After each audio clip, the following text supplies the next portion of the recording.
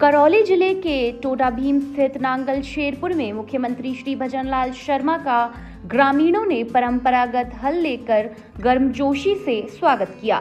हल को अपने कंधों पर उठाते हुए सीएम ने कहा कि किसानों और ग्रामीणों का विकास उनकी प्राथमिकता है।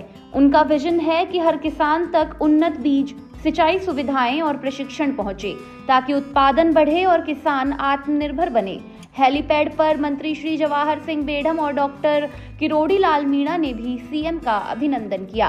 इस दौरे से ग्रामीणों को सीधे समस्याएं सुनने और समाधान देने का संदेश मिलता है। टोडाभीम के नांगल शेरपुर में आयोजित किसान सम्मेलन में मुख्यमंत्री ने कहा, मैं भी किसान का बेटा हूं और किसानों के दर्द को समझता हूं। केंद्र और राज्य सरकार हमेशा किसानों के साथ है।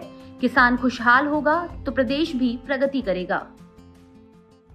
कि किसान के दर्द को, किसान की समस्या को मेरे से ज्यादा कोई नहीं जान सकता है। अभी जब मैं हेलीकॉप्टर से आ रहा था तो मैं गांव में देख रहा था। गांव के नीचे जब मैंने देखा तो कहीं खेत में मुझे तूरी के ढेर मिले थे, सरसों कट गई है। कहीं गेहूं की कटाव के आपने खिरान उठा लिया, उसको गेहूं को निकाल लाए, वो भी मेरे को दिखा। कहीं छोटी छोटी क्यारियां मुझे दिखी तो कहीं बड़े भरे भी मेरे को दिखे। बड़े पग जो होते हैं वो भी मेरे को देखने को मिले। मैं ये इसलिए आपसे कहना चाहता हूं कि किसान का जो जीवन है वो बड़ा अलग है, क्योंकि किसान के जीवन में कभी टाइम टेबल नहीं होता है।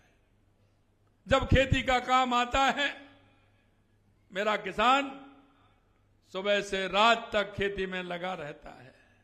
ये मेरी माता बहनें हैं।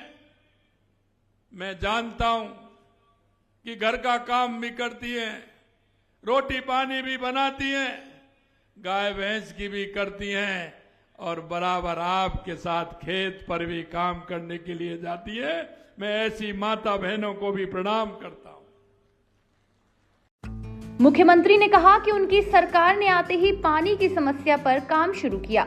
शेखावाटी तक पानी पहुंचाया गया है और आने वाले दिनों में किसी जिले में पानी की कमी नहीं होगी। सीएम ने कहा कि वे किसानों और उनके दर्द को समझते हैं और खेतों में रात रात काम भी किया है।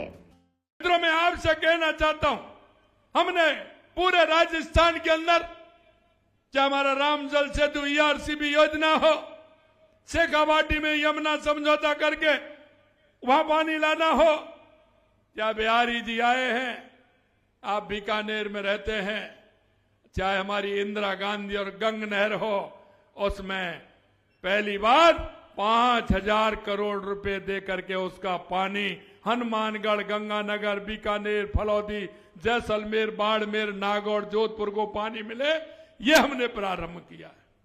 यही नहीं, हमारी ब्राह्मणी नदी से पानी हमारा कैसे बीसलपुर में आ सकता है? 17 जिलों का ERCB का पानी कैसे आ सकता है? इसके अलावा हमारा माही डैम से सोमकमला के माध्यम से पानी आकर के जमाई, पाली, जाल और सिरोई के लिए कैसे पानी मिल सकता है? और यही नहीं मेरे भाइयों, देवास स्कीम के माध्यम से जो अरावली श्रृंखलाओं में देवास स्कीम है, आधा पानी उसका अरब सागर में जाता था, आधा हिंद महासागर में अपनी तरफ आता था। उस पानी को भी 10,000 करोड़ रुपए मंजूर करके एनीकट और टनल बना करके अरावली में उसको भी लाने का काम हमारी सरकार कर रही है। मैं राजस्थान के किसानों को विश्वास दिलाना चाहता हूं कि आने वाले समय में पानी की किसी तरह से कमी नहीं रहेगी। आप डॉक्टर साहब कह रहे थे कि छोटे से एनीकट की, अरे आपको चिंता करने की जरूरत नहीं है। जो आप काम बताएंगे उसको हम करेंगे, इसके लिए चिंता करने की जरूरत नहीं है। मुख्यमंत्री ने कहा, हमारी सरकार ने युवा नीति लाई है और अब तक का एक भी पेपर लीक नहीं हुआ है। सरकार युवाओं के उत्थान में प्रतिबद्ध है। मैं युवाओं से आह्वान करता हूं कि आगे बढ़ो। जब युवा आगे बढ़ेंगे, राजस्थान भी प्रगति करेगा।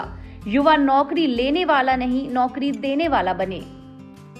किसान का जो बेटा बेटी होती है, उसके मन में यह होता है कि मेरा बेटा पढ़ेगा, नौकरी लगेगी तो वो मेरा सहारा बनेगा। और मुझे ये भी पता है, जब किसान को आवश्यकता होती है अपने बच्चे को पढ़ाने की, हॉस्टल में दाखिला देने की, कोचिंग कराने की, वो रात के अंधेरे में किसी के पास जाता है और पैसा लेकर के आता है। और जब पैसा लेकर के आता है तो अपने बेटा और बेटी से कहता है कि तेरे को मेहनत करनी है, पढ़ाई करनी है, क्योंकि दूसरे का पैसा भी चुकाना है। उसी दिन से किसान के अंदर चिंता लग जाती है और बेटा बेटी भी विश्वास दिलाते थे कि चिंता मत करिए, मैं पढ़ूंगा, मेहनत करूंगा, पेपर में पास होऊंगा। लेकिन कुठाराघात हो जाता था, पेपर लीक हो जाते थे, पेपर आउट हो जाते थे, पिता भी रोता था और बेटा और बेटी भी रोते थे। मैंने उसी दिन कहा था कि यह मोदी जी की सरकार है, डबल इंजन की सरकार है, कोई भी पेपर लीक नहीं होने दिया जाएगा। और जिसने युवाओं के साथ धोखा किया है उनकी जगह जेल के अंदर है, उनको जेल में पहुंचाया जाएगा। मैं आपसे कहना चाहता हूं, क्या 400 से ज्यादा लोग जेल में हैं, 135 से ज्यादा FIR दर्ज है, उनका भी इंतजाम किया है। और 2.25 साल के अंदर एक भी पेपर लीक नहीं हुआ है। यह हमने करके बताया है कि हम किसान के बेटे के साथ और बेटी के साथ किसी तरह से धोखा नहीं होने देंगे। टोडा भीम में आयोजित इस किसान सम्मेलन ने साफ कर दिया है कि राजस्थान अब कृषि के क्षेत्र में भी नई दिशा तय करने की भूमिका निभा रहा है। अलग अलग राज्यों के अनुभव, नई तकनीकों और नवाचारों के आदान प्रदान से न केवल किसानों को लाभ मिलेगा, बल्कि खेती को अधिक आधुनिक और लाभकारी बनाने का रास्ता भी मजबूत होगा।